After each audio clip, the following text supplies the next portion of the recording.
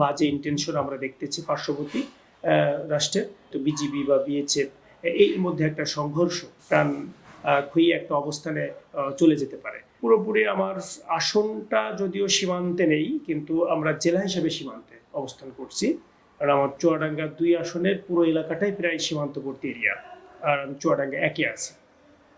তো স্বাভাবিকভাবেই এর মানে যে এফেক্ট, সেটা চুয়াডাঙ্গার সাথে যে সীমান্ত, উন্মুক্ত সীমান্ত অনেক ক্ষেত্রে আছে অনেক জায়গায়।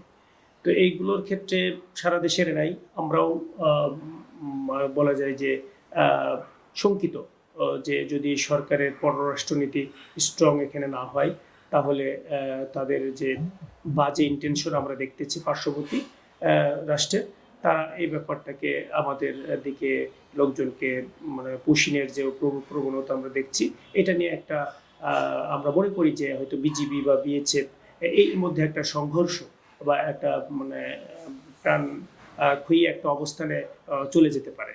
তো সেই ক্ষেত্রে আমি প্রত্যাশা করব যে আমাদের সরকার বাহাদুর যারা আছেন, তারা এই ব্যাপারে ইনিশিয়েট নেবেন এবং একটা স্ট্রং অবস্থানে তাদের বিশ্ব যে কূটনৈতিক অবস্থান আছে সেখানেও তাদের সক্রিয় যোগাযোগের মাধ্যমে এই ব্যাপারটা বন্ধ করার জন্য তারা গুরুত্বপূর্ণ ভূমিকা পালন করবেন।